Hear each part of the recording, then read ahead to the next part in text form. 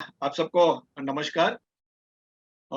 And it is very delightful कि मेरी industry के लोगों के साथ में मैं बैठा हूं, because my family business is also jewellery और मैं जवेरी बाजार से ही निकला हूं बाहर। आज भी हमारे जो मेन बिजनेस है दैट इज इन दागिना बाजार, मेरे चाचा संभालते अभी वो, तो I know the industry very well. तो बहुत खुशी हुई जब अपने इंडस्ट्री वालों ने मुझे कहा कि हमारे इंडस्ट्री के लिए भी कुछ ऐसा ज्ञान दीजिए जो आज की तारीख में मेरा ब्रेड एंड बटर है, विच इज साइबर क्राइम। क्योंकि जहाँ पे अगर क्राइम होगा तो मेरा घर चलेगा अभी। So that is a part of it. Mhm. Now I would immediately start with it. कि साइबर क्राइम के बारे में मुझे किसी को बताने की जरूरत नहीं है कि what is cyber crime, because nowadays the children from the age group of 4-5 से लेके 80-85 तक के बुजुर्ग जो है, they are using gadgets. Gadgets मतलब मोबाइल्स। और मोबाइल आज की तारीख में एक नेसेसिटी हो चुका है। हम कहीं भी जाएंगे उसको साथ में लेके जाएंगे। अगर मैं बताऊं, अगर मेरा पर्स कहीं पे खो गया या कहीं पे मिसप्लेस हो गया तो मुझे इतना टेंशन नहीं आएगा। लेकिन अगर मेरा मोबाइल मेरे हाथ में नहीं दिखा तो आई विल गो हैवॉक। मेरा ब्लड प्रेशर, मेरा मतलब सब कुछ इधर ऐसा ऐसा हो जाएगा जैसे किसी ने मेरी जान निकाल ली हो। अब उस जान के लिए, क्योंकि मोबाइल में इंटरेस्ट नहीं है किसी को भी, मोबाइल के अंदर जो डेटा है उसमें इंटरेस्ट है। बिकॉज वो डेटा कहीं ना कहीं it is related to our privacy of our life nowadays. हर तरीके की प्राइवेसी होती है। प्राइवेसी का मीनिंग डेफिनेशन ये नहीं होता है कि कोई गुप्त बातें ही होती है। Privacy is ample of things. So इस रिलेटेड जब मैं ये सब चीजें, जब because when we are acting like that, there are other side of the human beings who are also of the same category. उन्हें पता है कि इंसान की दुखती नस क्या है। और साइबर क्रिमिनल्स जो are part of the criminal minded negative minded people who are using technology for their benefit और for creating a nuisance in the life of the other person. Around 75% जो साइबर क्रिमिनल्स ऑपरेट करते हैं वो monetary benefits के लिए करते हैं। 10 to 12% होते हैं जो एंटरटेनमेंट के लिए करते हैं, मजा आता है उनको किसी को नुकसान पहुंचाना। और दूसरे जो है बाकी के जो 8% करते हैं, 8 to 18%, they are for learning learning purposes. जो टेक्नोलॉजी सीख रहे हैं, that is a part of their learning syllabuses. लेकिन करते करते वो क्रिमिनल वर्ल्ड में कब घुस जाते हैं उन्हें पता नहीं चलता, because this is a press of a button. तो this I would like to now highlight some cases कि हमारे ज्वेलरी इंडस्ट्री को भी साइबर क्रिमिनल्स ने छोड़ा नहीं है। बिकॉज अल्टीमेटली अगर आप देखें तो jewellery is a very big segment. Cash का रोलिंग है। अल्टीमेटली जो कमोडिटी है that itself is also cash oriented. अगर मेरे पास गोल्ड आ जाता है तो it is counted as a cash on hand, because that is the only material which can be encashed within 24 hours. Immediately I can go and encash it, which the cyber criminals know it. So they target the industry very well. थोड़ा minus point था कि हमारे जो पीछे के जो generation थे, we were very well versed with the business, but education wise we were very behind. So they have taken that benefit also कि इनको education नहीं है, they are purely business people, they don't know technology.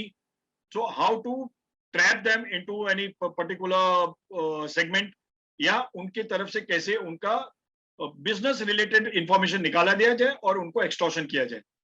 सो अभी basically jewellery के अंदर जो type के cyber criminals operate होते हैं, दे टारगेट बेसिकली योर डेटाबेस। हमें सबसे पहले मैं आपको कुछ लाइव एग्जांपल्स भी देते जाऊंगा। जैसे आज के टाइम्स ऑफ इंडिया में अगर सब लोगों ने पढ़ा है कि टाइम्स ऑफ इंडिया के अंदर आया है कि बहुत से पॉलिटिकल लीडर्स, इंडिया के बहुत से पॉलिटिकल लीडर्स के कॉल्स हैक हो चुके हैं, उनके मोबाइल्स कॉम्प्रोमाइज हो चुके हैं, उनके सारे मैसेजेस, उनके सारे लोकेशंस, उनके फोटोग्राफ्स, सब कुछ a third person is watching, the conversation is being heard. ये चीजें अभी लाइमलाइट में आई है, लेकिन ये जब से टेक्नोलॉजी आई है तब से हो रहा है। अभी जैसे हम जूम प्लेटफॉर्म पे है, सबको ऐसा लग रहा होगा कि no one is watching us, no third person is watching us. I would say that a third person is already watching and recording our total meetings, because ultimately it's a server cloud based. It is not one to one. ये कहीं ना कहीं technology it's a part जहां एक server से output निकलता है, दूसरे सर्वर पे इनपुट आ रहा है। तो there are people who are keeping a backup of this particular conversation या दिस मीटिंग्स। अब हैक जो बड़ी प्लेटफॉर्म्स है, फॉर एग्जांपल अभी जूम है, they will not be doing it because they are business oriented. लेकिन जो हैकर्स होते हैं उन्हें पता है हमें इसमें से कैसे टारगेट करना है। They will not target the servers of zoom, they will immediately enter into the middle point. So this is where they take away our data, they listen to our conversations of the closed door meetings, or then they start blackmailing. Examples अभी हमारे, क्योंकि हम business community है, हमारे साथ में सबसे ज्यादा जो टाइप के साइबर क्राइम होते हैं वो आपको मैं बताना चाहूंगा कि फर्स्ट इज डेटा थेफ्ट। आपका सारा डेटा ये कोई ना कोई आपका देखता है, पढ़ता है और सुनता है। हमें लगता है कि मैं अगर व्हाट्सएप के ऊपर कोई पर्टिकुलर मैसेज भेज रहा हूँ या व्हाट्सएप कॉल कर रहा हूँ तो it is only between me and the opposite person with whom I am connecting.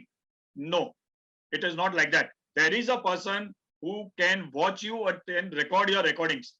अगर सपोज आपका मोबाइल या आपका लैपटॉप या डेस्कटॉप जहां से भी आप ऑपरेट कर रहे हो, अगर उसके अंदर में एक मेलवेयर छोड़ दिया जाए या कोई पर्टिकुलर ऐसा स्पाईवेयर में छोड़ दूं, आपकी सारी हरकत मुझे पता चलेगी।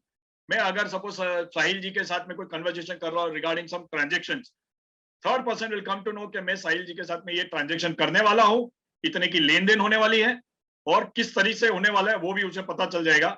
And before the transaction occurs, the third person who is known as a hacker will take away all my monetary benefits or whatever transaction I'm going to do. तो ये गलतफहमी में नहीं रहिएगा कि हमें कोई देख नहीं रहा है। It is very practical. छोटे से छोटा टेक्निकल बंदा जो जिसे हम हैकर्स कहते हैं, उनकी एज ग्रुप 12 से लेके 28-30 साल तक की ही होती है। Plus they are not educated as we are. वो सब 10वीं से लेके 15वीं तक ही होते हैं। उन लोगों को it is very easy for them to interpret and come into our connection.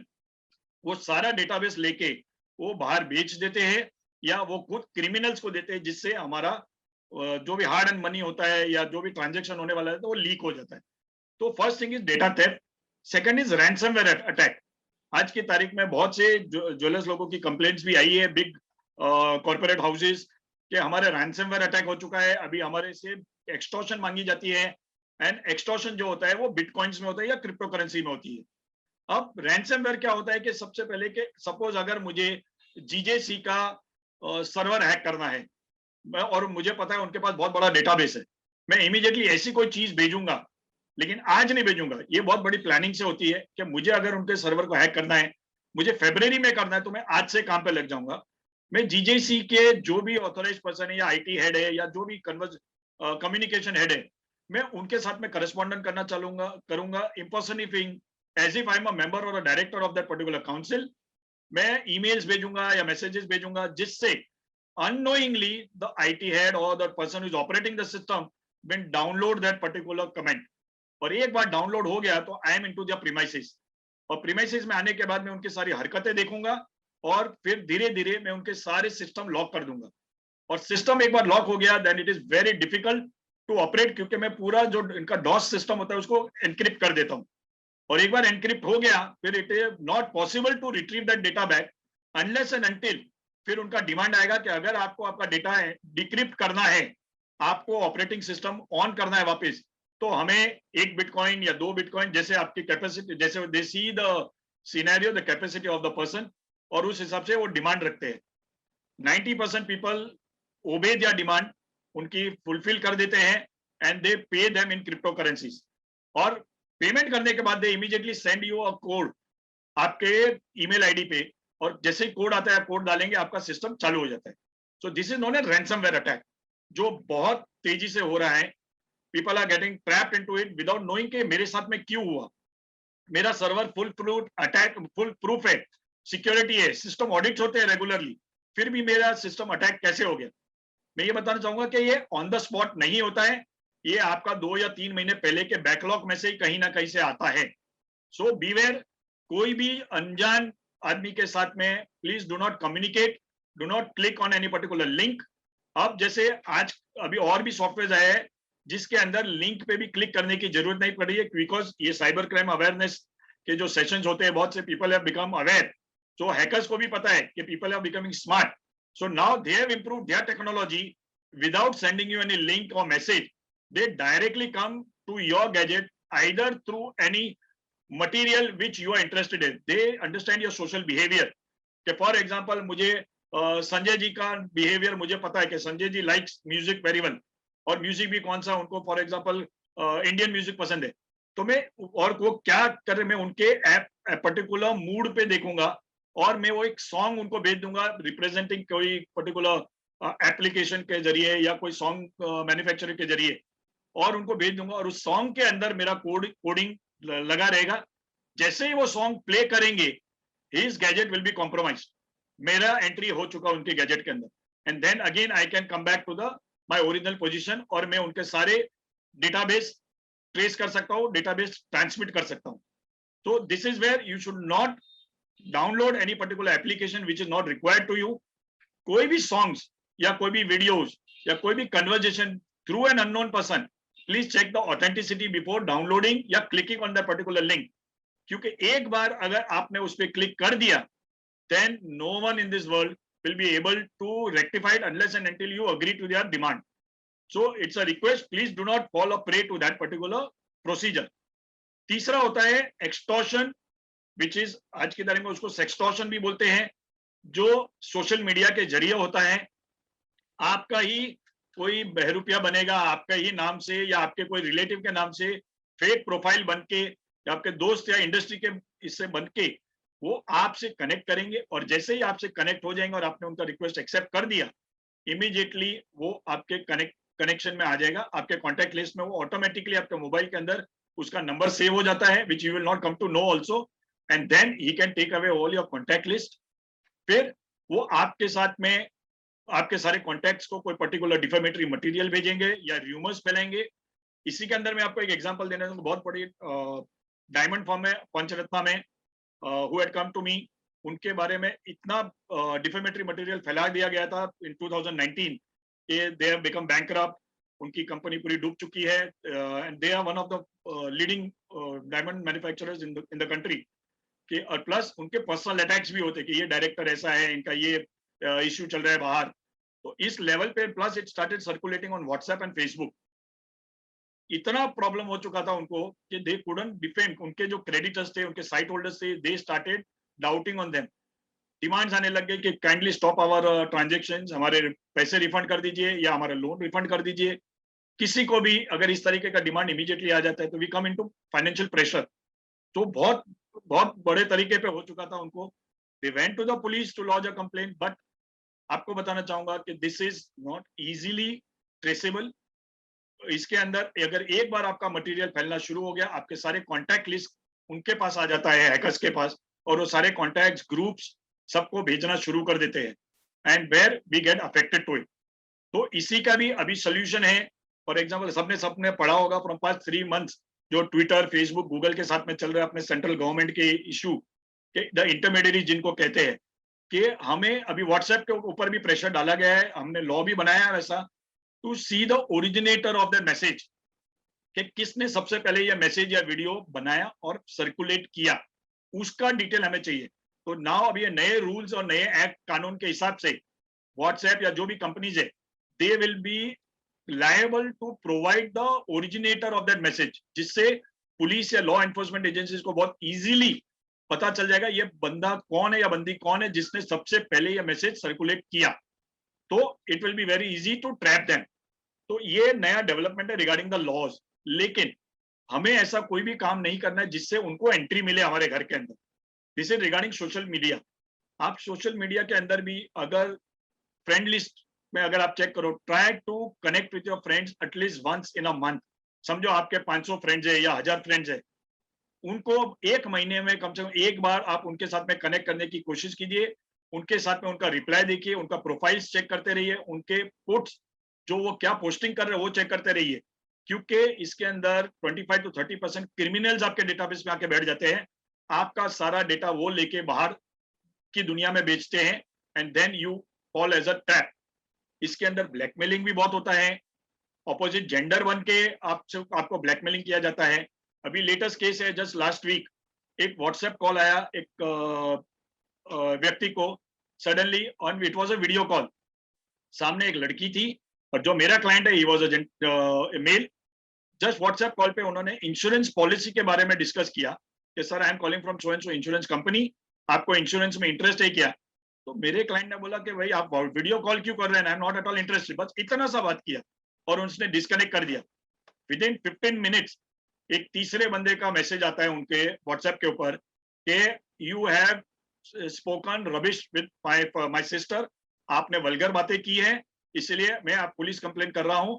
और ये पूरा चैट, एक वीडियो का चैट बना के उसको भेज दिया जाता है, जिसके अंदर जिस जो फीमेल बात कर रही थी वीडियो कॉन्फ्रेंसिंग में, शी वाज शोन न्यूड, कि वो न्यूड थी और आपने उसको अनड्रेस करने को बोला, जिसकी वजह से मेरी सिस्टर अभी एक ऐसी सिचुएशन में पहुंच गई है, हम आपके अगेंस्ट में साइबर कंप्लेन कर रहे हैं। एंड इमीडिएटली माय क्लाइंट के पसीने छूट गए, उसे पता भी नहीं कि ये मैंने तो कुछ किया भी नहीं, फिर भी कैसे ये हुआ।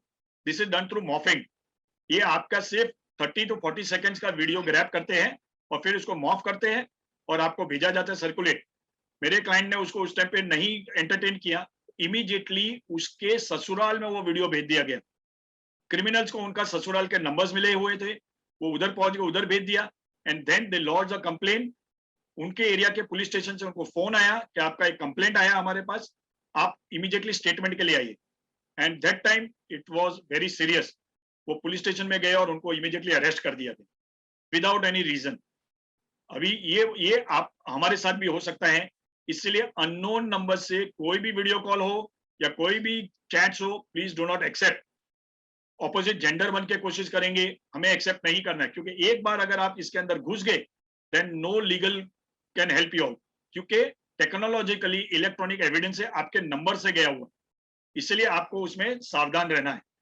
आप जो भी बातें करें, क्योंकि हम ज्वेलरी इंडस्ट्री से, मैंने बहुत सा बार देखा है, because I myself have penetrated into ample of chats for Mumbai police, जिसके अंदर मैं Mumbai police along with other departments, they enter into your chat records और आपके कन्वर्सेशंस देखते थे कि आपने क्या कन्वर्ट किया, जहाँ पे हमारे ज्वेलर्स भी सर्कुलेट करते हैं, मैसेजेस करते हैं कि आज मैं इतना किलो गोल्ड लेके आपके पास आ रहा हूँ, शाम को 6 बजे आ रहा हूँ। Please do not do all this things on any social media which is obtained free of cost. ये सारे जो भी एप्लीकेशंस आप डाउनलोड करते हैं, ये सब फ्री ऑफ कॉस्ट है, ये सब डेमो वर्जन्स है, these are not genuine versions, ये ट्रायल बेसिस वर्जन्स होते हैं, इसलिए उसके ऊपर कोई भी मॉनेटरी या पर्सनल कन्वर्सेशन जहां तक हो सके ना कीजिए। जहां भी अगर आपको ऐसा कुछ कन्वर्सेशन करना है, go for the paid versions. WhatsApp also has their paid versions, Telegram has their paid versions, दूसरे भी बहुत से एप्स हैं जिनके पेड वर्जन्स हैं। पेड वर्जन्स में आप उनके ग्राहक बन जाते हो, और एक बार आप ग्राहक बन गए, you come under the consumer protection act, तो इसीलिए आपके ऊपर फिर वो प्रॉब्लम्स नहीं आ सकती है। जो इंट्रूडर्स होते हैं, क्रिमिनल्स होते हैं, वो उसके अंदर पेनिट्रेट नहीं कर पाते। इसीलिए मत कीजिए इतना सर्कुलेशन, क्योंकि मुझे भी दुख होता है कि हमारे भाई बंधु इतना ओपनली कैसे किसी के साथ में डिस्कस करते हैं। फेसबुक के ऊपर भी मैसेज डाला जाता है कि आज मैं इंदौर जा रहा हूँ बिजनेस ट्रांजेक्शन्स के लिए, प्लीज डू नॉट पोस्ट। क्यों? हम दुनिया को बताना चाहते हैं आप क्या करना चाहते हो। इट्स अ क्लोज कन्वर्सेशन, वो आपके और आपके बीच में रखिए, ये किसी तीसरे आदमी को मत बताइए, क्योंकि तीसरा आदमी आपको देखता है, और नॉट नेसेसरी आपके जो फ्रेंड लिस्ट में है वो सारे आपके दोस्त है, उसके अंदर कोई भी आपका पर्सनल एनिमिटी हो सकता है, या कोई थर्ड पर्सन जो आपको पहचानता नहीं है, म्यूचुअल फ्रेंड है, and he may target you. तो ये भी मत कीजिए, सोशल मीडिया को बहुत सोच समझ के एक्सेप्ट कीजिए, उसका आपको बिजनेस प्रमोशंस के लिए यूज कीजिए, for marketing purpose, not for transactional purpose. आप मार्केटिंग पर्पस के लिए कीजिए। अब एक और एग्जांपल देना चाहूंगा कि ईमेल्स जो बहुत बार होते हैं, फिशिंग अटैक जिसे कहते हैं। हम फॉर एग्जांपल, मैं किसी ज्वेलर के साथ में जो जयपुर में बैठा है, उनके साथ में मेरा ट्रांजैक्शन हो रहा है, मैं ईमेल के जरिए उनसे कन्वर्स कर रहा हूं कि ओके, आपका माल मैं बना के आपको मैन्युफैक्चरिंग करूंगा, आपको भेज दूंगा, इतना मेरा अमाउंट होता है, ये मेरे बैंक अकाउंट में आप ट्रांसफर कर दीजिए। जो ईमेल के जरिए मैं मेरा बैंक डिटेल्स भेजता हूँ, suddenly with in a fraction of second जो ट्रांसमीटर है उसके पास एक दूसरा ईमेल जाता है कि सॉरी, इस बैंक अकाउंट में मत भरिएगा, इसमें कुछ इश्यू चल रहा है, आप मेरे ये तीसरे अकाउंट में भर दीजिए। विदाउट कंफर्मिंग द डिटेल्स हम उस अकाउंट में पैसे भर देते हैं, फिर बाद में कनेक्ट करते हैं 5 दिन 6 दिन के बाद कि आपने माल भेजा नहीं, मैंने तो पैसे भेज दिया। द रिसिपेंट जो होता है वो बोलता है मुझे पैसे मिले ही नहीं, तो मैं आपको माल कहां से भेजूं। वो बोलता है हमने आपको, वो बैंक रेमिटेंस का कॉपी भेजते हैं कि ये रहा बैंक रेमिटेंस, हमने आपको पैसे भेजे। वो बोलते हैं ये मेरा बैंक अकाउंट ही नहीं है, और वहां पे डिस्प्यूट स्टार्ट, आपके रिलेशन भी खराब होते हैं और प्लस आपका पैसा गया। उस टाइम पे अगर आप पुलिस कंप्लेन भी करने जाओगे तो there is no particular law जहां पे आपको इसका बेनिफिट मिले या आपको प्रोटेक्शन मिले। तो इसीलिए कोई भी कन्वर्जेशन आप वाया इलेक्ट्रॉनिक मोड करते हो तो please verify before transmitting any monetary transactions. अगर मैंने ईमेल के अंदर लिखा है कि मेरे स्टेट बैंक ऑफ इंडिया का अकाउंट है, तो सामने जो भी पैसा भरने वाला है, it is his duty to call up मुझे कॉल करना चाहिए पहले कि भाई ये आपने जो भेजा है बैंक अकाउंट ये सही है क्या, तो मैं इसमें पैसे ट्रांसफर कर रहा हूँ। आफ्टर कंफर्मेशन ओनली, भले वो कितना भी अमाउंट हो, 1 रुपया हो, 1 करोड़ हो, जो भी हो, it takes just a fraction of second to confirm with on telephone. या फिर ऐसे बंदे के साथ में उनका एक पर्सनल ईमेल आईडी लीजिए जो बिजनेस अकाउंट से ना रिलेटेड हो, और उसके ऊपर कन्वर्जेशन कीजिए। बिकॉज एक बार अगर ये पैसा गया और ये बड़े अमाउंट में जाता है, 20 करोड़ 25 करोड़ इस तरीके के अमाउंट जाते हैं जो एक्सपोर्ट हो रही है, सीप्स के अंदर ये बहुत बड़े लार्ज स्केल पे चल रहे हैं, पैसे जाते हैं पता भी नहीं चलता। तो ये प्लीज कंफर्मेशन रखिए। फोन से जैसे पहले होता था, आज से 25-30 साल पहले फोन के जरिए ही सब कुछ होता था, फोन पे कन्वर्जेशन कंफर्मेशन होता था, वही चीज फिर से ये कीजिए। दूसरी चीज, अगर आप कोई ऑनलाइन बैंकिंग कर रहे हो तो कृपया करके आपका जो सोशल मीडिया फोन है या सोशल मीडिया जो गैजेट है उसको आपके बैंकिंग से अलग रखिए, कंबाइन मत कीजिए, क्योंकि वो फाइनेंशियल ट्रांजेक्शन के लिए ही रखना है। It should not be link with your social accounts, क्योंकि सोशल अकाउंट में अगर किसी इंट्रूडर ने एंट्री ले ली वो आपके बैंक अकाउंट तक बहुत इजीली पहुंच सकता है, और एक बार पहुंच गया वो पूरा आपका अकाउंट खाली करके चला जाएगा। और ये मैं कहता हूं क्योंकि मैं I am handling so many cases, rare hardly 1 या 2% लोगों के पैसे वापस आते हैं, 99% लोगों के पैसे आते नहीं है, क्योंकि ये जो साइबर क्रिमिनल्स होते हैं ये सब अनदिखे होते हैं, हमें पता नहीं है कौन सी दुनिया से आते हैं, कौन से जुरिडिक्शन से आते हैं। अब आपको बताऊंगा कि ये जो क्राइम जितना भी होता है ये ऑपरेट कैसे होता है, कैसे पता चलता है इनको कि हम क्या करने वाले हैं। ये कोई आपको डेटाबेस गूगल पे या यूट्यूब पे कहीं पे भी मिलने वाला नहीं है।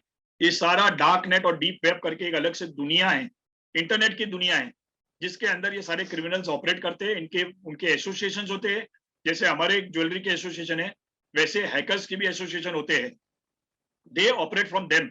जैसे अभी 2 दिन पहले ही इंडिया के बहुत बड़े एक हैकर को पकड़ा गया है जो मोंडल करके फ्रॉम कलकत्ता, उसे लाया गया, लखनऊ पुलिस ने अरेस्ट किया है।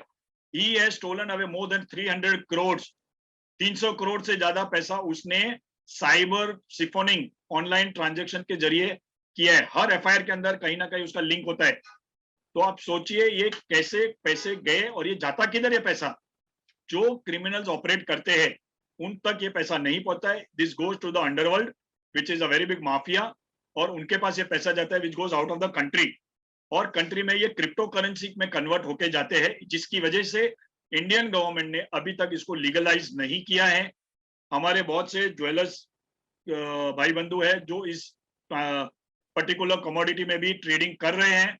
It is my personal request, please do not enter into it till the time it is legalised, क्योंकि अगर इसके अंदर, अभी आपको इसमें भी एग्जांपल देता हूँ, बिटकॉइन के अंदर बहुत से लोगों ने इन्वेस्ट किया है। अभी रिसेंटली दिल्ली में एक भाई साहब ने 3 बिटकॉइन के अंदर पैसे इन्वेस्ट किए किसी के कहने पे, उनके अकाउंट में उनको फ्लैश कर दिया गया ये आपके अकाउंट के अंदर बिटकॉइन क्रेडिटेड है, and suddenly after 10 to 12 days वो अकाउंट खाली हो गया। अब वो पुलिस कंप्लेन करने जा रहे हैं तो पुलिस कंप्लेन नहीं लेती है, क्योंकि it is not legal. Legal नहीं है तो आपका कंप्लेन बैठता नहीं है। और आज एक बिटकॉइन की कीमत 26 लाख रुपए है, तो सोचिए 3 बिटकॉइन मतलब ऑलमोस्ट 1 करोड़ के करीबन हो गया, आपका 1 करोड़ रुपया गया।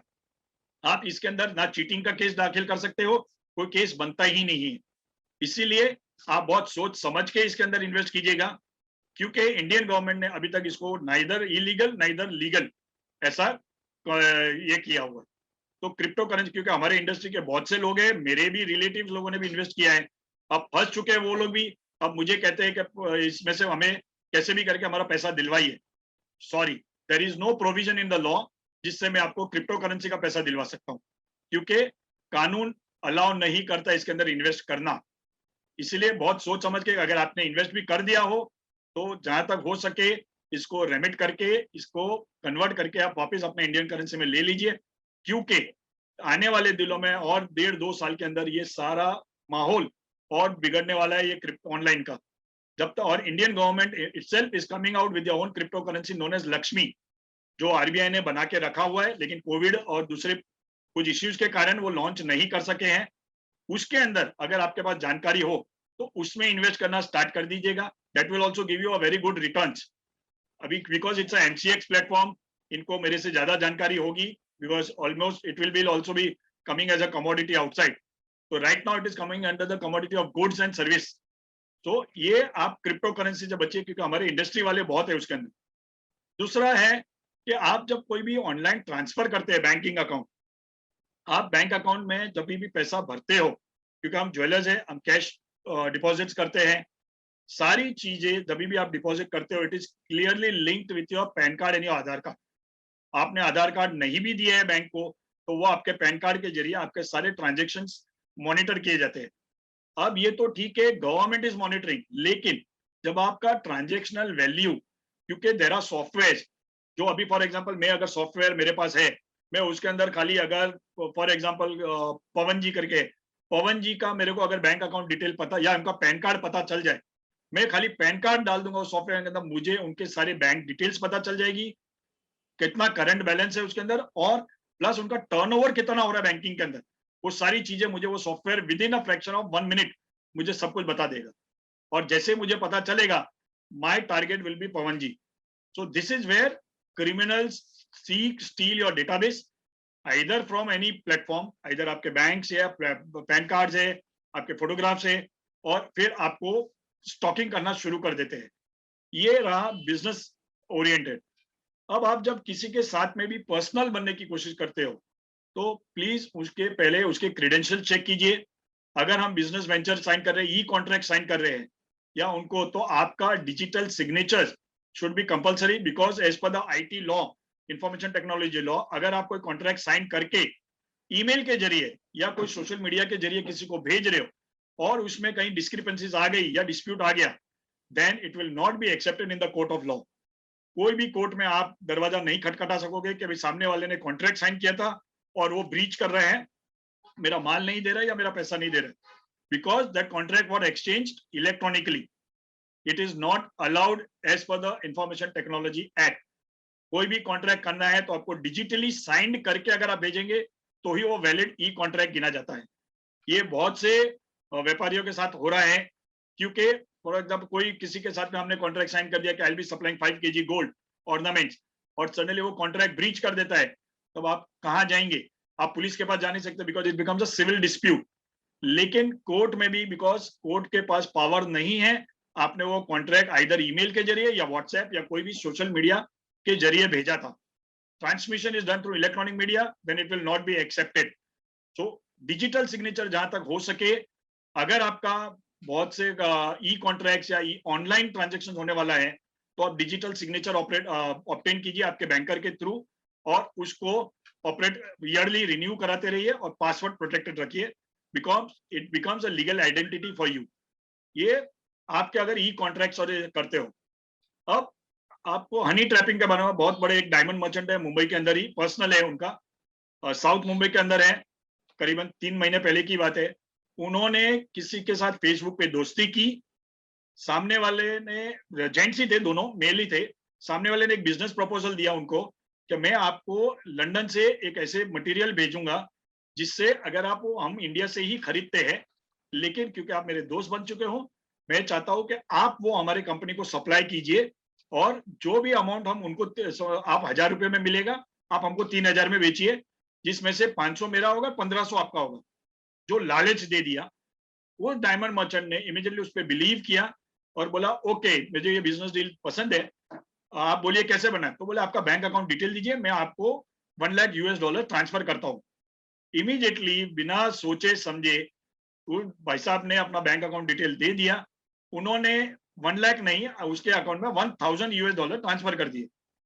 जैसे ही पैसा आ गया, इनको कंफर्मेशन आया कि भाई 1 लाख आने वाला था, 1000 कैसे आया? उन्होंने उनके मोबाइल नंबर लेके एक्सचेंजेस शुरू किए, तो बोलते नहीं, this is a verification amount, हम आपको वेरिफिकेशन भेज रहे हैं कि आप जेन्यून हो के नहीं, आपका अकाउंट जेन्यून है कि नहीं, जिससे उन्होंने कंफर्मेशन कर लिया।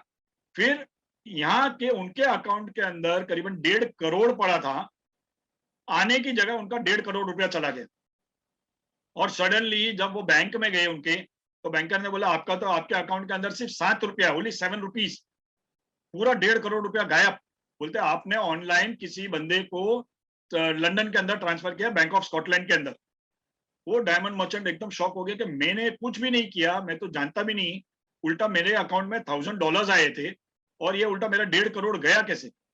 इमीडिएटली ही went to the police, police के पास FIR हुई है, बहुत से इन्वेस्टिगेशन हुए, पता चला कि that was a fake fake conversation between him and the opposite person.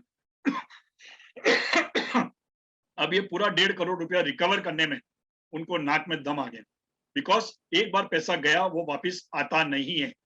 इसीलिए कृपया करके कोई किसी को भी अपना bank account detail immediately share मत कीजिए। आप उनका पहले वेरिफिकेशन कीजिए कि उसका बैंक अकाउंट जेन्युइन है कि नहीं। आपका तो जेन्युइन आपको पता है, सामने वाला का जेन्युइन है कि नहीं है। आप उसको, जब फॉर एग्जांपल मैंने आपको मेरा आईसीआईसीआई का कोई नंबर दिया, आपको वेरीफाई करना है कि रियलिटी में ये आईसीआईसीआई का अकाउंट नंबर है कि नहीं। बिकॉज डार्क वेब के अंदर मैं आपको बताता हूँ, there are operators, there are ample of servers जहाँ पे फेक बैंक अकाउंट्स के बैंक्स क्रिएट की जाती है और आर्ली बेसिस 24 घंटे के लिए, 36 घंटे के लिए।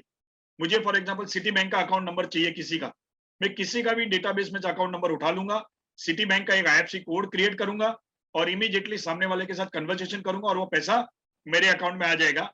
जो आपको दिखेगा सिटी बैंक, लेकिन बैकएंड के अंदर वो सिटी बैंक नहीं होगा, कोई और बैंक होगी। आपको पता भी नहीं चलेगा कि कौन से बैंक में गया पैसा। ये सारा मोडस ऑपरेंडी डार्क वेब और डीप नेट के अंदर होता है। तो आपको आपका बैंक अकाउंट वेरीफाई करना है। Regularly keep on checking your bank statements. ऐसे नहीं हो कि महीना 2 महीने के बाद बैंक स्टेटमेंट चेक कर रहे हैं, आपके स्टाफ को भेज दिया। नहीं, आपको पर्सनली, अभी जब एवरीथिंग इज हैंडी, आपके मोबाइल में है, तो आपको 30 सेकंड या 1 मिनट से ज्यादा नहीं लगता आपका बैंक अकाउंट डिटेल चेक करने में।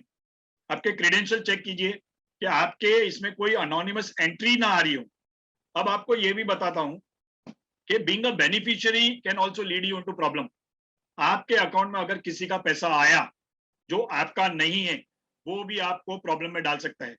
ये एक और ज्वेलर की बात है जो जोधपुर में है, उनके अकाउंट के अंदर 2 लाख रुपया आ गया। He is into MCX trading only and crypto currency trading. उनके अकाउंट में 2 लाख रुपया आ गया, लेकिन उनके ट्रांजेक्शन रोज के करीबन 300 350 ट्रांजेक्शन होते हैं, जिसमें उन्होंने नोटिस भी नहीं किया कि 2 लाख किसका है और उन्होंने यूज कर लिया। Suddenly Worli police station Mumbai से पुलिस गई उनके घर पे, उनको अरेस्ट करके यहाँ पे लेके आ गई। बिकॉज यहाँ पे कंप्लेन लॉन्च हुई थी कि उनके अकाउंट में से 2 लाख रुपया किसी ने चोरी किया है। तो एज पर इन्वेस्टिगेशन बेनिफिशियरी के अकाउंट में वो पैसे गए थे। पुलिस ने उनको नोटिस भी भेजा था जो उनको मिला नहीं और उन्होंने रिप्लाई नहीं दिया, जिससे पुलिस आके उनको अरेस्ट करके मुंबई लेके आ गई। 40 days his bail was not granted, क्योंकि वो बेनिफिशियरी थे। और दूसरा क्या था उनका कि उन्होंने वो पैसा वापस लिया।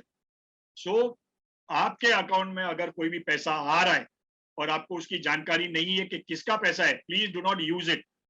आपको इमीडिएटली आपके बैंकर को इंटीमेट करना है या लोकल पुलिस स्टेशन को बताना है कि ये ट्रांजैक्शन मेरे अकाउंट में आया है जो मेरा है नहीं या मेरे किसी भी नॉन पर्सन का नहीं है, तो kindly make a note of it. वो आपको बचा सकता है। लेकिन अगर आपने ये नहीं किया तो इन पुलिस को राइट से आपको कस्टडी में लेना, because you become a beneficiary of it, provided you do not use that money.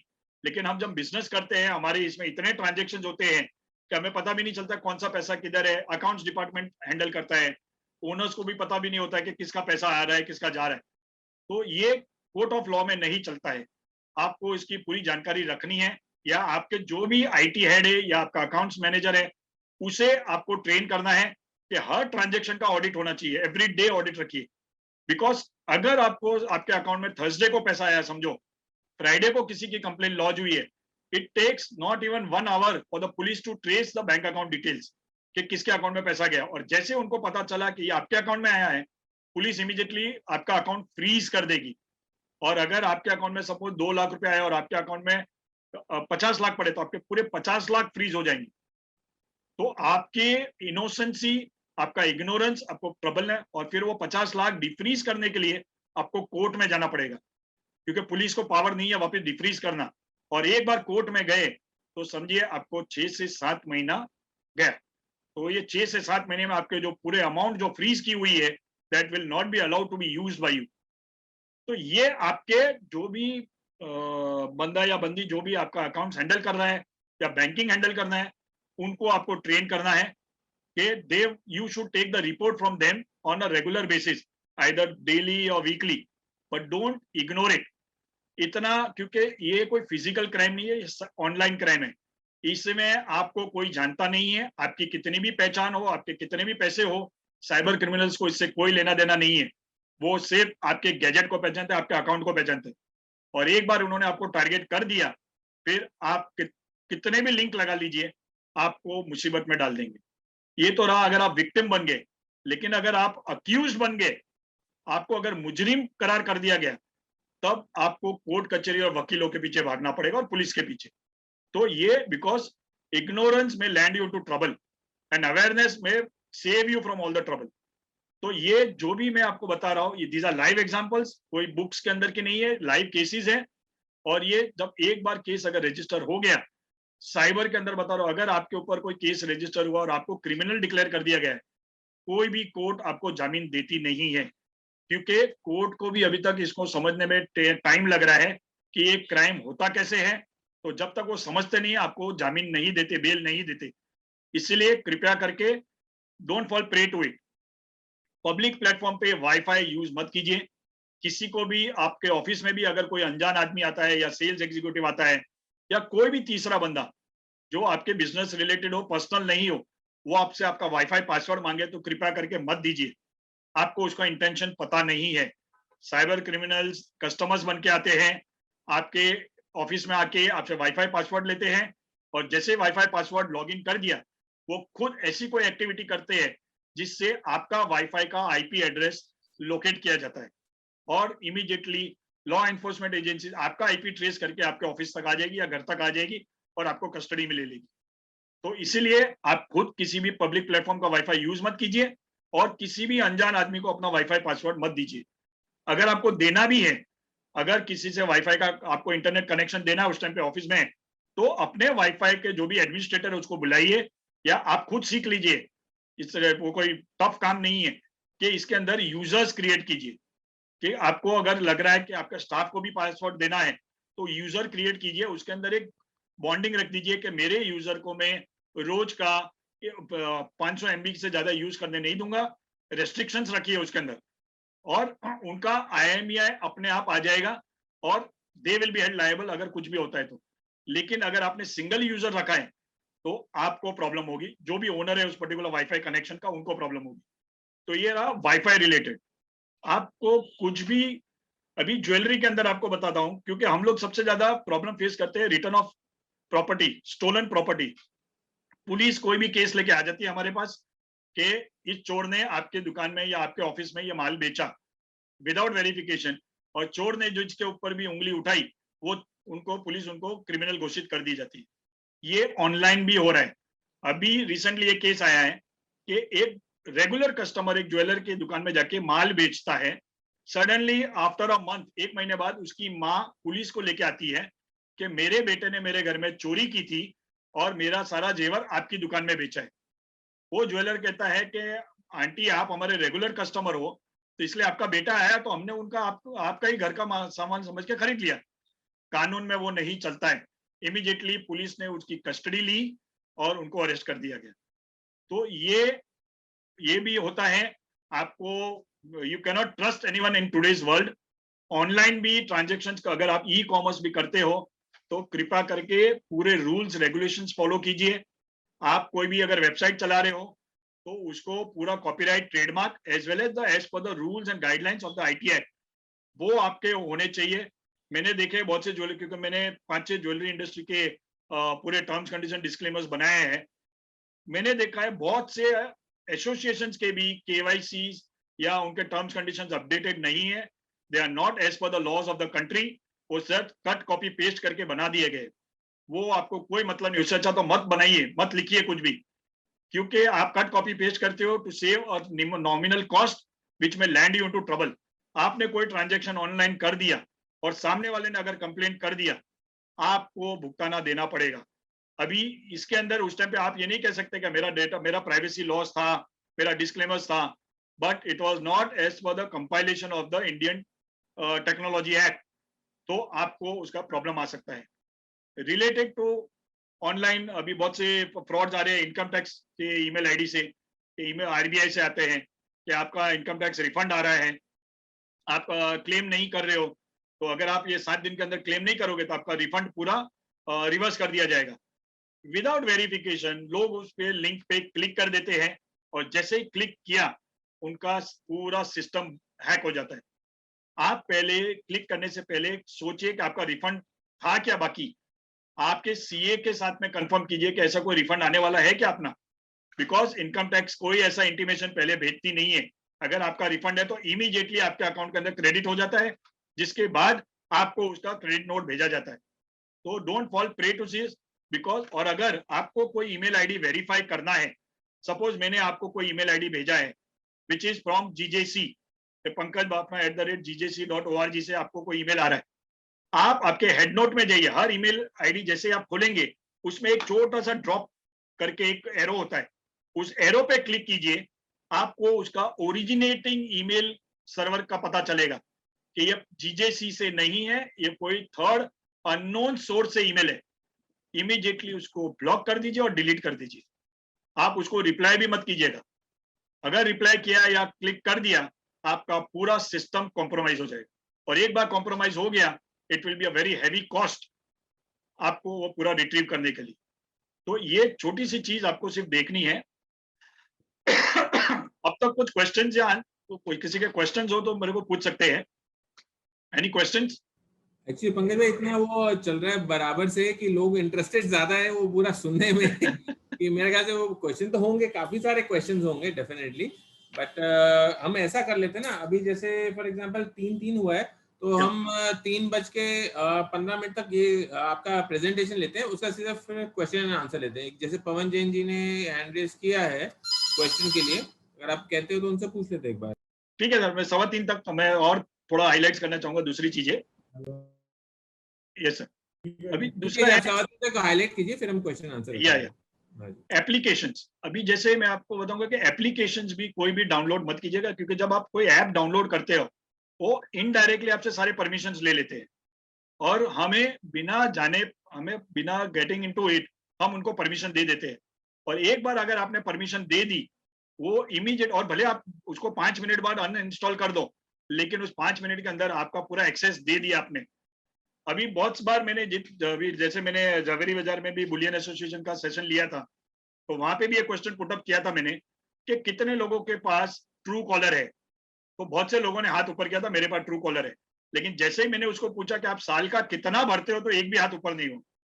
सब बोलते हैं सर ये तो फ्री अवेलेबल है, फ्री में हर चीज अवेलेबल होती है, लेकिन फ्री की चीज कैसे आती है आपको पता है, आप सब बिजनेसमैन हो, मुझे बताने की जरूरत नहीं है। वो कंपनी इतना ओवरहेड्स, इतना कॉस्टिंग, इतना खर्चा करके वो कोई पर्टिकुलर सॉफ्टवेयर बनाते हैं और आपको ऐसे ही फ्री में देंगे, थोड़ा सोचने वाली बात होती है। कोई भी चीज फुकट में नहीं मिलती, स्पेसिफिकली टेक्नोलॉजी तो जरा भी नहीं। वो आपसे आपका डेटा लेते हैं। ट्रू कॉलर जिसके पास भी हो, आप कभी गौर से देखिएगा, आपका इंश्योरेंस प्रीमियम, आपके नजदीक के लोगों का डेट ऑफ बर्थ आपको नहीं पता है, उनको पता है, वो इमीडिएटली आपको एक इंटीमेशन डालते हैं, आपका LIC प्रीमियम इस डेट पे ड्यू है। आपको उस टाइम पे सीरियस होना चाहिए कि LIC प्रीमियम, मुझे भी याद नहीं है कि ट्रू कॉलर को कैसे पता चला कि मेरा प्रीमियम ड्यू है। मेरे एजेंट ने अभी तक मुझे फोन नहीं किया, कंपनी ने मुझे ईमेल नहीं किया, इसे बिकॉज जैसे ही आपका नंबर उनके पास पहुंचता है, रजिस्टर होता है, ट्रू कॉलर या ऐसे बहुत से एप्स है, वो उस नंबर के जरिए जहां भी आप रजिस्टर हो, वो नंबर जहां भी रजिस्टर होगा सारा डेटाबेस परचेज कर लेते हैं, और परचेज करने के बाद वो उसको किस तरीके से यूज करते हैं वो बताने की जरूरत नहीं है मुझे। वो आपको इमीडिएटली फोर्सिंग करेंगे कि आप रजिस्टर होइए, या फिर हमें डिफॉल्ट बना दीजिए, हमें ट्रू कॉलर को डिफॉल्ट ऐप बनाइए जो आपके सारे कॉल्स ट्रेस कर सकते हैं इनडायरेक्टली, बिकॉज ट्रू कॉलर का अभी because of the new IT guidelines उनकी ऑफिस इंडिया में खुल चुकी है, तो लॉ एनफोर्समेंट एजेंसीज उनको पकड़ सकती है डेटा प्राइवेसी में। बिकॉज आप अभी ट्रू कॉलर के अंदर भी अगर आप देखते होंगे premium version available, silver, gold and platinum, आपको उसके अंदर फैसिलिटीज प्रोवाइड कर दी जाती है। ये वायलेशन ऑफ प्राइवेसी है। अगर मैं किसी को फोन कर रहा हूं तो मेरा सारा डिटेल सामने वाले तक पहुंच जाता है कि बंदा कौन है, कहां से कर रहा है, लोकेशन तक भी मिलता है ट्रू कॉलर के जरिए। तो ये प्राइवेसी वायलेशन है। जो डेटा प्राइवेसी एक्ट इंडिया के अंदर आने वाला है, बिल इज ऑलरेडी पेंडिंग, उसके अंदर such companies will not be allowed to operate unless and until they reform their own strategies. तो अगर आप लोगों ने ये ट्रू कॉलर या को डाउनलोड किया है, it's a request, paid version में जाइए, ज्यादा महंगा नहीं है, कुछ 700 या 800 रुपया साल का है। हमें पर डे वाइज कॉस्ट गिन लीजिए, ₹2 ₹3 पर डे का कॉस्ट होता है, लेकिन वो आपका डेटा शेयरिंग से बचाएंगे आपको। इसीलिए कोई भी फ्री वर्जन में मत जाइए। आप कोई भी सॉफ्टवेयर डाउनलोड करते हो, एंटीवायरस कृपया करके सारे गैजेट्स के अंदर एंटीवायरस डालिए। एंटीवायरस भी आपको अपग्रेड करना है, उसको पैच फाइल्स उसको अलाउ करना है कि एवरी डे वो आपका पैच फाइल्स अपग्रेड करते रहे, क्योंकि हैकर्स अगर एक बार आपके डिटेल्स में घुस गए निकालना, क्योंकि आपको पता ही नहीं है वो है किधर किसको। और आपको दूसरा प्रोसीजर बताता हूँ, अगर आप विक्टिम बनते हो, कोई भी क्राइम हुआ हो आपके साथ, आपके फैमिली मेंबर्स के साथ या आपके नियर एंड डियर वंस के साथ, अगर if you are a woman या if you are a senior citizen और if you are a child below 18 years, आपको ऑनलाइन हेल्प मिल सकती है सेंट्रल गवर्नमेंट की तरफ से। आपको cybercrime.gov.in करके एक पोर्टल बनाया है जहां आप भी लॉन्च कर सकते हो complaint, but preference will be given to this 3 people. आपको वहां पे इमीडिएटली आपकी कंप्लेंट लॉन्च करनी है। वो आपकी complaint immediately will go to the state headquarters, जो साइबर डिपार्टमेंट है, वहां से local police, and local police आपको ईमेल के जरिए कम्युनिकेट करेगी और आपकी कंप्लेंट एफआईआर में करना है कि नहीं करना है, फिर आपको कर दिया जाएगा। ये तो ये एक इजी तरीका है अगर आप विक्टिम बन चुके हो कोई भी साइबर क्राइम रिलेटेड। अभी एक और चीज है कि ज्वेलरी का है, हम बहुत बार देखते हैं ऑनलाइन रेट्स ये करते हैं। अभी रिसेंटली kitco.com करके एक पोर्टल है जो सबको पता ही होगा, उसके अंदर ऑनलाइन रेट्स हैकर्स लोगों ने पूरे रेट्स चेंज कर दिए। हम यहाँ पे फॉर एग्जांपल 45,000 रुपीज कुछ रेट चल रहा है और उधर इमीडिएटली 46,000 डिक्लेयर कर दिए, डिस्प्ले कर दिए, which is only from the front end not from the back end. और सामने जो देख रहे हैं वो suddenly it creates a havoc in the industry. तो hackers can do manipulate anything provided they get entry into your system. तो कृपया करके किसी को भी इतने इजीली एंट्री मत दीजिए। आपका घर है, जो सिस्टम है, जो मोबाइल है, जो लैपटॉप है, वो आपका घर है। घर के अंदर सारी खिड़कियां जिसे हम पोर्ट्स कहते हैं वो आप चेक कराते रहिए।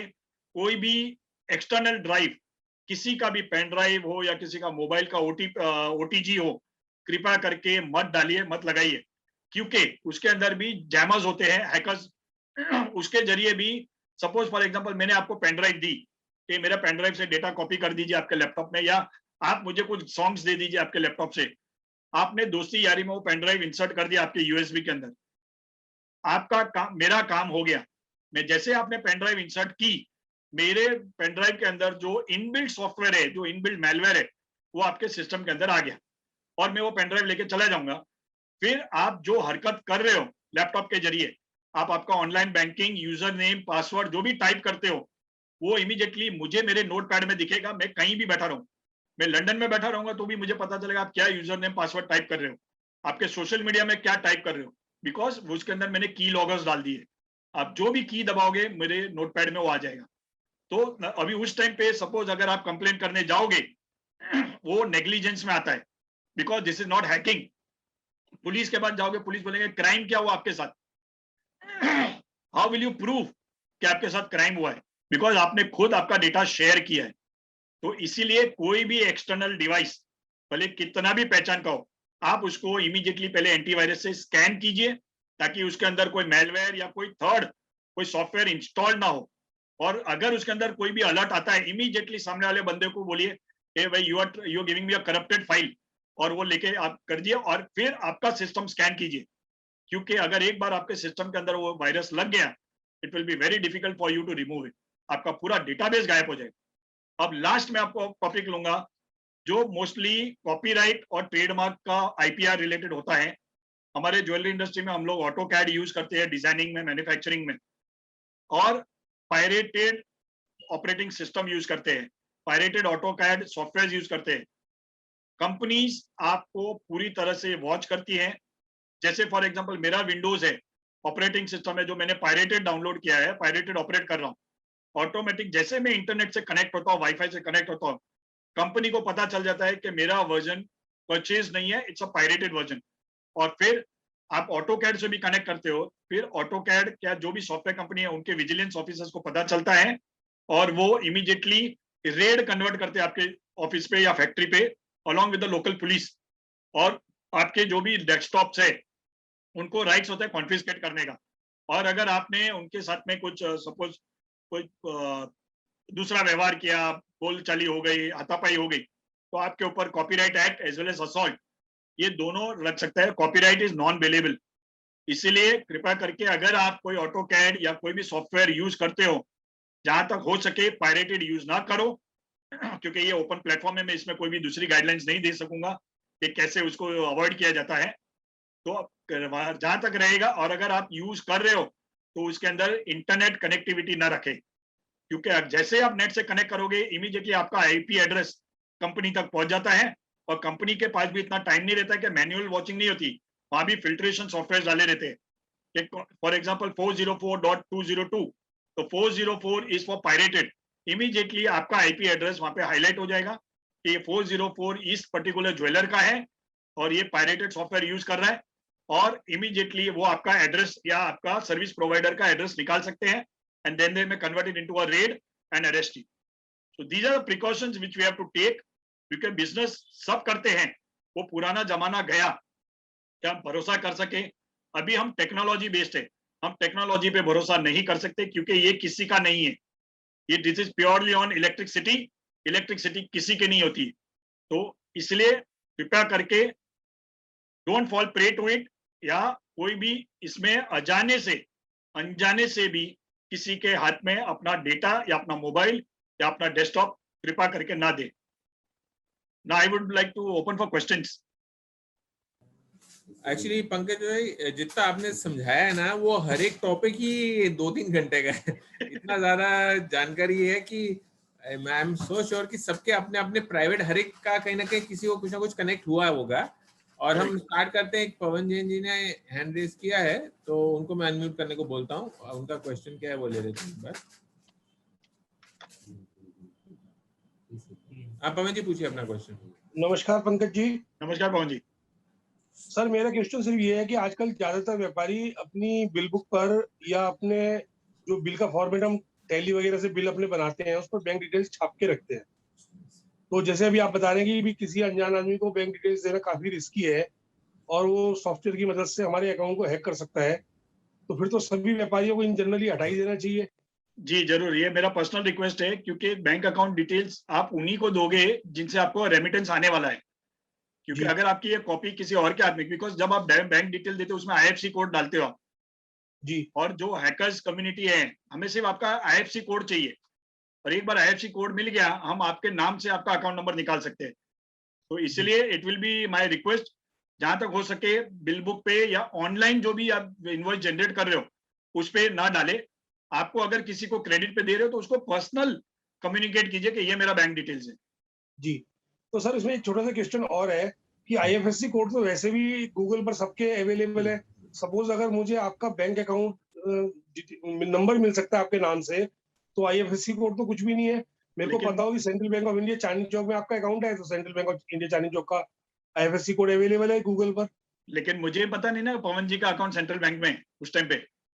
अच्छा, जब तक आप बताएंगे नहीं मुझे पता कैसे चलेगा। नहीं, मैं तो ये समझता था अभी तक कि बैंक अकाउंट नंबर किसी अनजान आदमी के लिए पता करना मुश्किल है, आईएफएससी कोड तो बहुत नहीं sir, it is very easy. मैं बता रहा हूँ, मेरे पास खुद के पास एक सॉफ्टवेयर है जिसके अंदर मैं खाली पवन जैन और आपका पैन नंबर डाल दूं ना, आपके जितने भी बैंक अकाउंट से कोई भी बैंक में मेरे को तुरंत इमीडिएटली पता चल जाएगा कि कौन से बैंक अकाउंट में कितना पैसा है आपके पास। और वो मैं इनकम टैक्स में शेयर कर सकता हूँ, मैं कहीं पे भी शेयर कर सकता हूँ। ये सॉफ्टवेयर है, it is easily available in the market. नहीं, इनकम टैक्स से तो हमें डर नहीं है, लेकिन डर तो हमें हैकर से ही है, क्योंकि बैंक में तो वही पैसे डालते हैं जो हमारे लीगल होते हैं। नहीं तो, सर आजकल इलीगल ट्रांजैक्शन बैंक में ज्यादा हो रहे हैं। वो तो होगा। अच्छा, तो मतलब आपके हिसाब से बैंक अकाउंट नंबर हटाई देना, मेरी राय तो वो है। ठीक है, thank you sir, thank you so much. अच्छा, मेरा रिक्वेस्ट है जो भी क्वेश्चन पूछना चाहते हैं अपना वीडियो जरूर ऑन करें, हैंड रेज भी करें, वीडियो भी जरूर ऑन करें, तो आप फिर क्वेश्चन फिर पूछ सकते हैं। इन द मीन टाइम मेरे को ये बताइए पंकज जी, जैसे हम पैन कार्ड आमतौर पे बैंक के काफी लोग हमसे मांगते रहते हैं, ये होता रहता है, वो उसमें हमको क्या करना चाहिए? जैसे पैन कार्ड बहुत एक कॉमन चीज है, हर बैंक वाला आएगा बोलेगा ये पैन कार्ड चाहिए या ये चाहिए, मतलब कहीं पे भी हम कुछ म्यूचुअल फंड भी करें कुछ भी करें, तो वो कैसे उस पर ट्रैक रखा जाए? सर अभी रिसेंटली इनकम टैक्स ने एक अपग्रेडेड वर्जन निकाला है विच इन्होंने ई पैन कार्ड। जैसे आधार का भी अभी पता नहीं आप लोगों को कितनों को पता है कि आधार में भी एम आधार कार्ड निकल चुका है, plus we Aadhaar card which is known है विजुअल आधार कार्ड। वो फिजिकल कहीं पे भी एक्टिवेट नहीं होता है, आधार कार्ड के अंदर भी आप आपका आधार ब्लॉक कर सकते हो, लॉक कर सकते हो। अगर सपोज फॉर एग्जांपल हम आज बैठे हैं, मुझे मेरी आधार कार्ड की कोई जरूरत नहीं है, प्रेजेंट में कहीं यूज नहीं कर रहा हूँ, इमीडिएटली यूआईडीआई के वेबसाइट पे जाके मुझे अपना आधार कार्ड को लॉक करना है, ताकि कोई भी तीसरा बंदा बाहर मेरा आधार यूज ना कर सकता हो, और जैसे यूज करेगा उसको वो लॉगिंग ही नहीं देगा, बिकॉज इट इज लॉक्ड। वैसा ही पैन कार्ड के लिए इनकम टैक्स ने अभी एक डिजिटल पैन कार्ड वर्जन निकाला है। मैं रिक्वेस्ट करूंगा सब लोग उसके ऊपर अप्लाई करिए, इनकम टैक्स के वेबसाइट के ऊपर ही अवेलेबल है, आप उसको ये कीजिए और डिजी लॉकर के जरिए उसको डाउनलोड करके रख लीजिए। क्योंकि अगर कोई पैन कार्ड मांग रहा है, आपको उसी की कॉपी उसको सर्कुलेट करनी है, because that is allowed to be circulated only once. आप उसको जैसे व्हाट्सएप 5 लोगों से ज्यादा आपको फॉरवर्ड करने नहीं देता है, वैसे वो पैन कार्ड आप कहीं पे भी यूज दूसरा फॉरवर्ड नहीं कर सकता है। It has to be send by the originator, क्योंकि आप डिजी लॉकर पे आएंगे तो आप ही के मोबाइल नंबर या आप ही का जो भी आईपी एड्रेस है उसके जरिए ही वो रेमिट हो सकेगा, नहीं तो नहीं हो सकेगा। ये अभी लेटेस्टली हुआ है, जस्ट 15-20 दिन पहले। मतलब आपको लगता है जैसे एक आम आदमी जो टेक सेवी नहीं है, जिस तरह आपने बताया कि भाई ज्वेलरी साइड में पहले से ही थोड़ा सा एजुकेशन का ये था और अभी जो नई जनरेशन आई तो थोड़ा एक्टिव हुए हैं सब, लेकिन आज की डेट में आपके ईमेल का एक पासवर्ड होता है, एक बैंक का एक पासवर्ड होता है, ये सब पासवर्ड आदमी कहाँ पे स्टोर करे? मतलब अगर आप बोल रहे हैं कि ना मोबाइल में स्टोर करे ना इधर स्टोर करे, तो ये कहाँ पे जाके स्टोर करे ये सर सारे? अभी मैं बता रहा हूँ, देखिए मैं भी आई एम ऑल्सो 50+, मैं भी आप ही के इंडस्ट्री से हूँ, तो मैंने भी एक इसका पूरा, क्योंकि मेरे पास भी करीबन मेरी पूरी फैमिली का मिला हो तो 25 से 30 बैंक अकाउंट्स है। तो एक आप रिक्वेस्ट, मतलब एक आइडिया देता हूँ जो मैं कर रहा हूँ, आप एक एक्सेल फाइल या वर्ड फाइल क्रिएट कीजिए। इसके अंदर जब क्रिएट करते वक्त इंटरनेट ऑन ना हो, ये ध्यान रखिएगा। आप उसके अंदर आपका सारा डेटाबेस डाल दीजिए, आपका पासपोर्ट डिटेल्स, आपका बैंक डिटेल्स, आपका वेबसाइट का। उसके अंदर एक्सेल में करेंगे तो आपको एक रोज एंड कॉलम्स रेडीमेड मिलेंगे, और उसको पासवर्ड प्रोटेक्टेड कीजिए। जब आप सेव एज करते हो इस फाइल को तो उसमें पासवर्ड जनरेट कीजिए, और 2 लॉगिन्स, मतलब 2 बार लॉगिन नहीं करोगे तब तक वो खुलेगा नहीं। वो करके आपके एक पेन ड्राइव में ले लीजिए उसको, आपके वॉलेट में या आपके गले के चेन में उसको परमानेंट रखिए। जब कभी भी आपको उसको एक्सेस करना हो या आपको बैंक अकाउंट में एंट्री करनी हो और आपको याद नहीं आ रहा है, ओटीजी के जरिए आपके मोबाइल में वो पेन ड्राइव डाल दीजिए। बट ध्यान रखिए इंटरनेट ऑन ना हो, डेटा ऑन ना हो। डाल के आपका पासवर्ड रिट्रीव कीजिए, लॉगिन कीजिए, वापस आपका पेन ड्राइव निकाल के आपके जेब में या आपके गले में लटका दीजिए। This is the solution which is being used by top bureaucrats as well as top industrialists। आज वो लोग भी, या फिर दूसरा जरिया है, एक छोटा सा हैंडसेट 2,500-3 हजार वाला मिलता है, जिसके अंदर सिर्फ नोटपैड और यही सब चीजें चलते हैं, कॉलिंग। उसके अंदर नोटपैड के अंदर आपकी सारी डिटेल, जिसके अंदर इंटरनेट नहीं होता है, जो बैंकिंग के लिए आप यूज कर सकते हो, आपकी सारी डिटेल्स उसके अंदर सेव कीजिए, but that has to be carried wherever you go. मेरे पास, मैं वैसा ही करता हूँ, मेरा एक बैंकिंग मोबाइल अलग है, मेरा सोशल मीडिया मोबाइल स्मार्टफोन अलग है, और मैं पेन ड्राइव के अंदर सारी डिटेल रखता हूँ।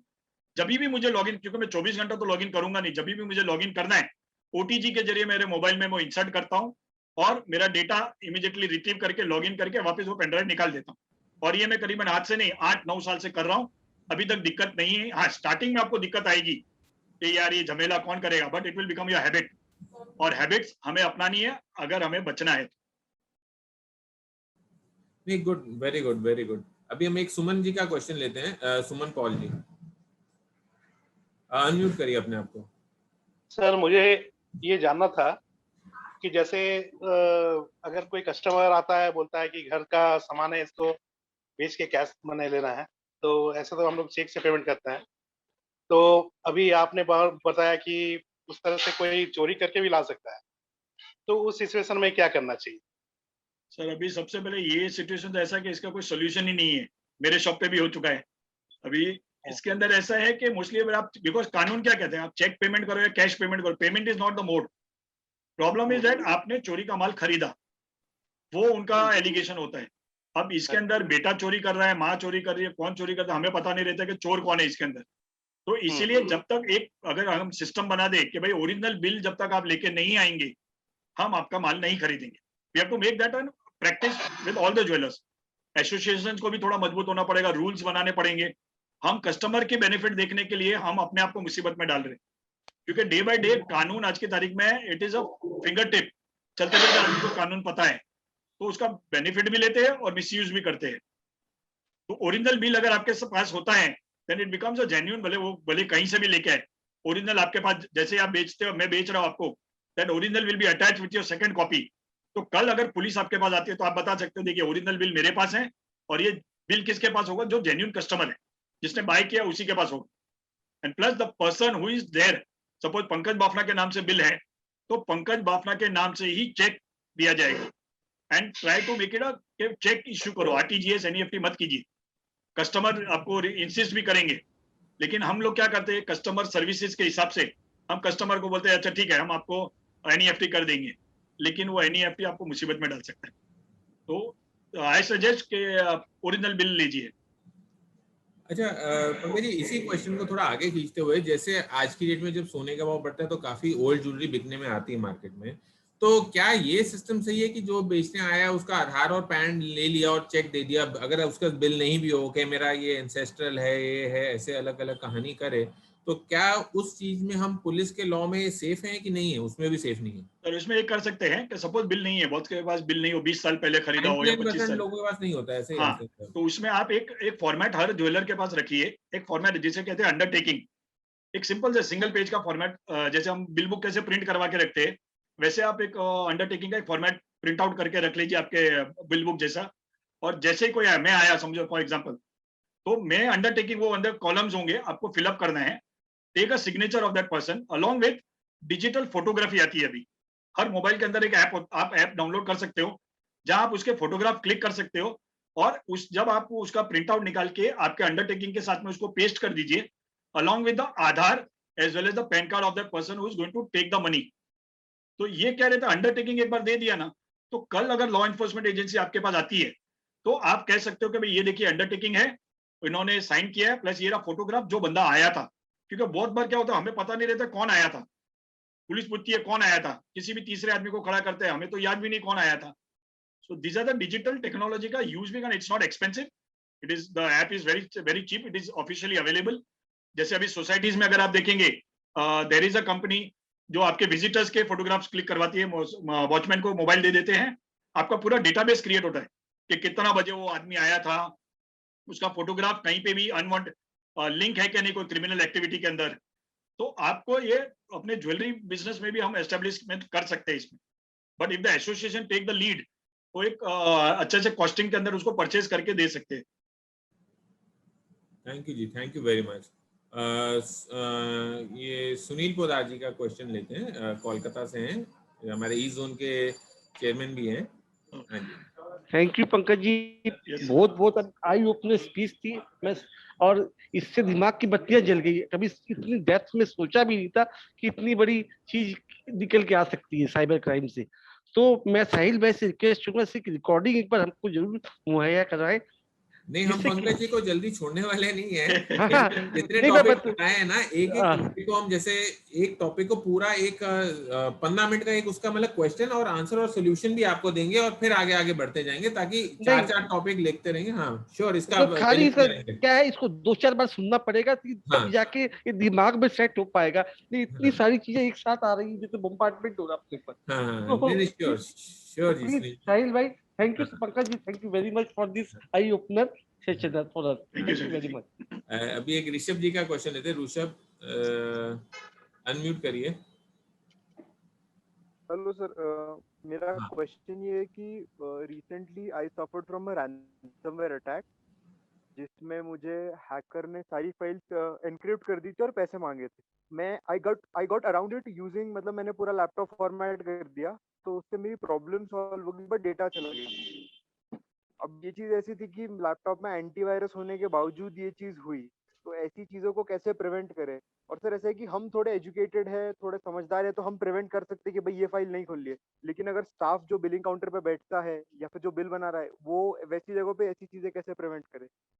नहीं ऋषभ जी, ये क्वेश्चन बहुत अच्छा है. ये सबके लिए प्लीज ध्यान से सुनिएगा कि ये जो अटैक हुआ है, आप जब आपके स्टाफ अगर आपका सिस्टम ऑपरेट करने वाले हो तो कृपया करके उस पर्टिकुलर सिस्टम के साथ में इंटरनेट को जोड़िएगा नहीं. Keep it away from the net. आपका अगर सर्वर बनाया है अगर ऑफिस के अंदर, तो सर्वर को अकाउंटिंग सिस्टम के साथ में कनेक्ट मत कीजिए.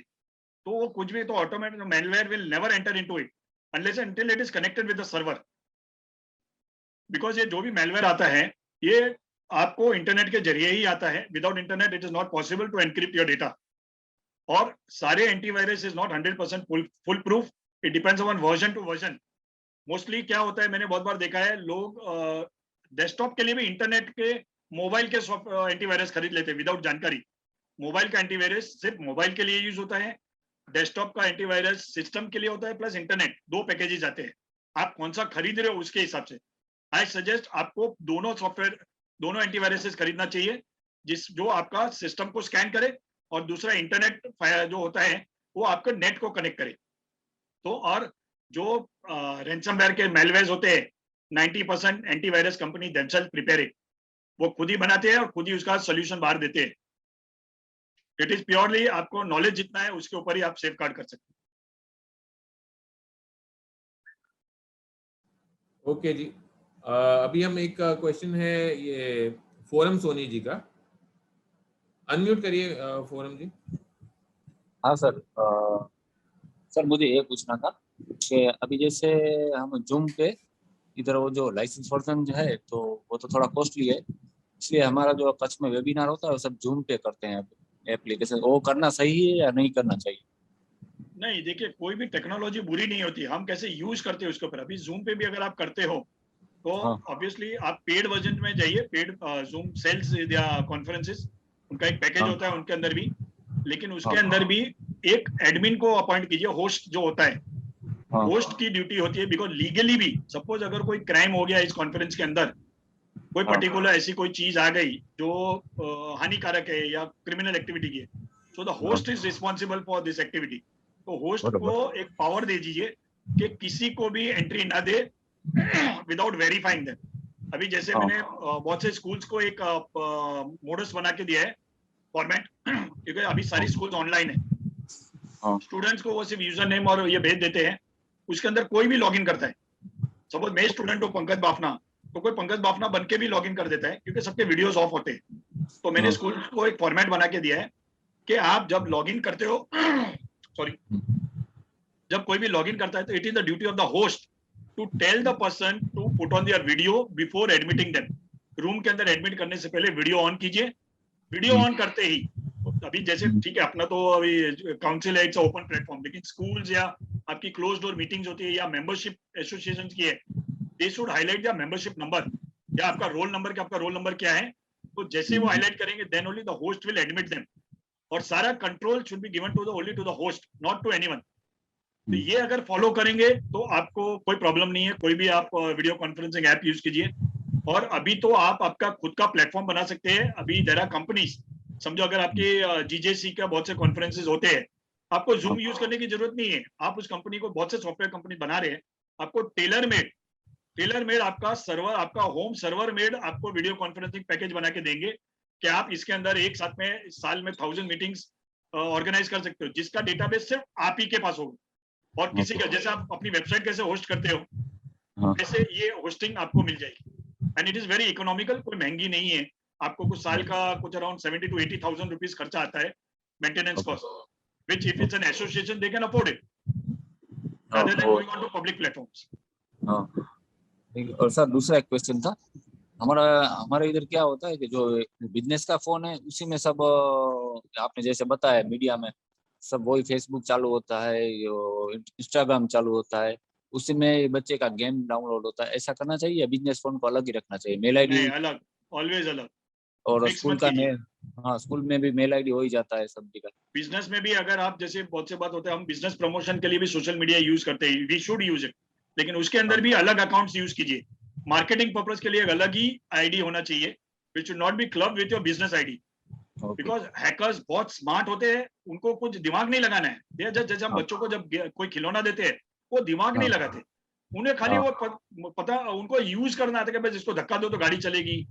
वैसे ही हैकर्स करते हैं, सब सॉफ्टवेयर बेस्ड है. तो जहां तक हो सके आपकी आइडेंटिटी अलग रखिए. Okay sir, thank you sir. ये पंकज जी, जैसे अभी जो डिजिटल सिग्नेचर रहता है वो हम सीए के साथ शेयर करते हैं, ऑडिट वगैरह जब वो होता है, और आखिरकार मतलब कम से कम यूज तो डिजिटल सिग्नेचर का ऑडिट तक है, उसके बियॉन्ड जो है वो तो अलग हो जाता है. तो वो वहाँ वो कितना सेफ है, या सीए के पास उसका पासवर्ड होना कितना सेफ है या नहीं, मतलब उसको कैसे टैकल किया जाए? नहीं, अभी जैसे डिजिटल सिग्नेचर मोस्टली तो क्या करते हैं, सीए खुद का यूज करते हैं, हम इंडिविजुअली क्रिएट भी नहीं करते, सीए खुद का करते हैं, जो actually as per law that is also wrong, because that is identity theft. अगर क्रिमिनल के हिसाब से दो तो सीए फंस सकता है इसके अंदर, लेकिन अभी मैं उनका वो अपना ज्वेलरी का है, उनके प्लेटफॉर्म पे उनको डराऊंगा। लेकिन जब अगर हम हमारा डिजिटल सिग्नेचर और हम सीए को दे रहे हैं फॉर आईटी पर्पसेज, मोस्टली हम 99% only for IT returns use करते हैं, तो इमीडिएटली जैसे रिटर्न फाइल हो जाता है, चेंज योर पासवर्ड, ताकि सीए भी बच जाए और हम भी बच जाए। आपका पासवर्ड चेंज कर दीजिए, और फिर आप, क्योंकि अभी तो धीरे धीरे आपके digital signature will be made compulsory, आपको वोटिंग के लिए जैसे ई वोटिंग कार्ड आने वाले हैं, उसमें आपको डिजिटल सिग्नेचर या डिजिटल थंबप्रिंट ये आपको देना ही पड़ेगा। तो it's better we make it a habit right now to use the digital signatures. So जो डिजिटल सिग्नेचर है ये जैसे जो सीए आईटी के लिए यूज कर रहा है, गवर्नमेंट भी बोलती है आईटी रिटर्न में डिजिटल सिग्नेचर लगता है एक सर्टेन क्राइटेरिया पे, तो क्या वो कॉन्ट्रैक्ट के लिए भी मिसयूज कर सकता है कोई भी बंदा, उसका स्टाफ वगैरह, मतलब कॉन्ट्रैक्ट के लिए भी मिसयूज कर सकता है? यस, इट्स बिकॉज़ अगर सपोज वो मिसयूज कोई कर देता है, तो ये कितना मैं कह सकता हूँ कि भाई ये उसकी रिस्पॉन्सिबिलिटी थी, उसने किया और मेरे पे उसका नहीं आना चाहिए, ऐसा पॉसिबल है कि नहीं है पॉसिबल? नहीं, क्योंकि जब आप डिजिटल सिग्नेचर लेते हो ना, this are there are agencies which have been appointed by the central government, जिसमें बैंक्स, नेशनलाइज्ड बैंक्स को दिया गया है पावर, वो भी सब बैंक्स में सिलेक्टेड बैंक्स को। तो जब वो आप डिजिटल सिग्नेचर लेते हो तो आप एक अंडरटेकिंग देते हो फॉर्म भरते वक्त, कि I will be solely responsible if any misuse और if the data is transmitted anywhere. तो अंडरटेकिंग आप दे रहे हो, तो अगर समझो आपने सीए को दिया और उस टाइम पे कुछ मिसयूज हो गया, तो it will be our responsibility, not theirs. मतलब ये तो बहुत रिस्की मामला है। मेरे ख्याल से संजय भाई के पास भी क्वेश्चन काफी सारे होंगे। संजय भाई भी बहुत देर से उत्सुक, बहुत ध्यान से सुन रहे हैं आपकी सारी बातें। संजय भाई आप प्रश्न पूछिए जरा बापना जी को, आपकी भी उत्सुकता रहेगी, और मैं चाहता हूँ आप भी 2-3 प्रश्न पूछिए संजय भाई। नहीं, बापना जी तो पहले से मैं बापना जी को जानता हूँ, और मेरे छोटे भाई के साथ पढ़े हुए हैं, उनके क्लास फेलो हैं। मैंने पहले भी उनको सुना है और मिला भी हूँ उनसे, और इनका तो मैंने शब्दों में तो आप बखान कर ही नहीं सकते हैं। जो इनकी जो नॉलेज है और इनकी जो एक्सपर्टीज है, वो अपने आप में अवर्णनीय है। ऋषभ जी ने हाथ ऊंचा किया है, ऋषभ जी नहीं, उनका क्वेश्चन हो गया हुआ है, उनका बाई चांस पिछला रेज है ना, उनका क्वेश्चन अच्छा हो गया भी हो गया और फोरम जी का भी हो गया। ओके।